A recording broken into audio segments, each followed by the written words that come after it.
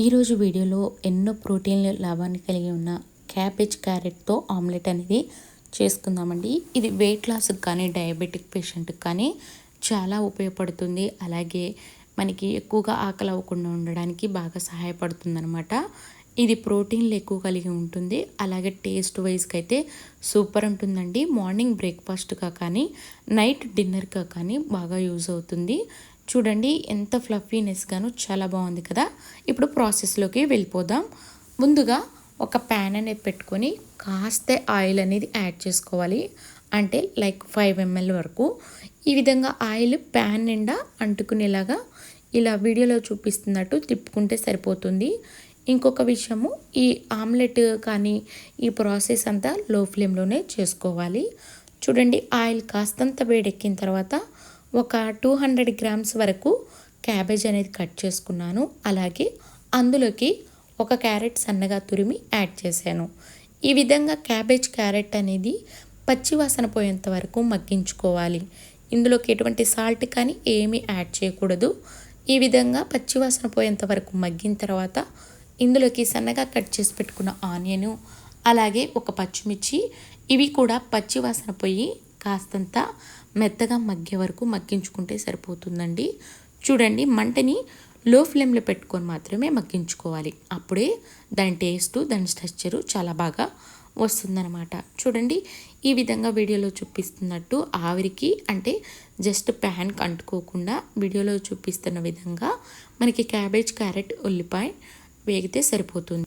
ఇప్పుడు స్టవ్ ఆపుకొని అది పక్కన పెట్టుకున్న తర్వాత ఒక బౌల్ తీసుకొని అందులో 2 eggs వరకు యాడ్ చేసుకోండి. నేను ఇది ఒకరికి సరిపడా క్వాంటిటీలో చెప్తున్నాను అనమాట. ఈ విధంగా 2 eggs తీసుకొని అందులోకి కాస్త అంటే రుచికి సరిపడా సాల్ట్, కొంచెం పెప్పర్ పొడి యాడ్ చేసుకోండి. ఈ విధంగా కొంచెం సాల్ట్, పెప్పర్ పొడి యాడ్ చేసుకున్నాక ఇక్కడ మెయిన్ టిప్ ఏంటంటే ఎగ్గుని బాగా బీట్ చేయాలన్నమాట. ఇలా విస్కర్తో కానీ లేదంటే ఏదైనా ఫోర్క్ని కానీ యూజ్ చేసి ఎగ్గుని ఫామ్ స్ట్రక్చర్ వచ్చే వరకు బీట్ చేయాలి. అప్పుడే మనకి క్యాబేజ్ ఆమ్లెట్ అనేది చాలా ఫ్లఫీనెస్గాను తింటానే టేస్టీగా కూడా ఉంటుందన్నమాట. చూడండి మినిమం ఒక 5 minutes వరకు ఇలా ఎగ్ బీటర్తో కానీ లేదంటే మన ఫోర్క్తో కానీ బీట్ చేసామనుకోండి, చక్కగా వీడియోలో చూపిస్తున్నట్టు ఈ విధంగా ఫామ్ టెక్స్చర్ అనేది వస్తుంది. ఇందులోకి మనం ఉడికించుకొని పక్కన పెట్టుకున్న క్యాబేజ్ మొత్తాన్ని యాడ్ చేసి మరొకసారి వీడియోలో చూపిస్తున్నట్టుగా ఈ మిశ్రమం అంతా ఈ ఎగ్గులో బాగా కలిసేలాగా కలుపుకోవాలి. ఎగ్గు అలాగే ఈ క్యాబేజ్ ఉడికించుకున్నదంతా బాగా కలవాలండి. అప్పుడే మనకి ఆమ్లెట్ అనేది విరిగిపోకుండా చక్కగా వస్తుందన్నమాట. ఈ ఆమ్లెట్ ఒక్కటి తింటే చాలండి, టమ్మీ ఫుల్ అయిపోయినట్టు ఫీలింగ్ ఉంటుంది. దట్టు వెయిట్ లాస్ వరకు అయితే చాలా చాలా బాగా ఉపయోగపడుతుంది అనమాట. ఈ విధంగా ఎగ్ మిశ్రమాన్ని అంతా కలుపుకున్నాక మళ్ళీ స్టవ్ మీద ప్యాన్ పెట్టి అంటే అదే ప్యాన్లో కొంచెం ఆయిల్ రాసి లో ఫ్లేమ్లోనే మనం తయారు చేసి పెట్టుకున్న ఎగ్కి మిశ్రమం అంతా యాడ్ చేయాలి. ఎక్కువగా ప్రెషర్ పెట్టి ఆమ్లెట్ని కదపొద్దండి, జస్ట్ అడ్జస్ట్ చేస్తే చాలు. ఈ విధంగా మనకి లో ఫ్లేమ్లో పెట్టి ఆమ్లెట్ ఉడికించుకోవడం వల్ల చాలా ఫ్లఫీనెస్గాను చాలా ఫామీ టెక్స్చర్ వస్తుందన్నమాట. అలాగే చూడండి ఒకవైపు టర్న్ చేసుకుంటున్నాను ఇంకోవైపుకి. ఈ విధంగా ఒకవైపు నుంచి ఇంకోవైపు టర్న్ చేసేటప్పుడు కూడా మంటని మీడియం ఫ్లేమ్లో పెట్టుకొని మాత్రమే టర్న్ చేసుకోండి. ఈ విధంగా ఒకవైపు ఉడికిన తర్వాతే రెండో వైపుకి తిప్పుకోవాలి. చూడండి ఎంత చక్కగా కాలిందో.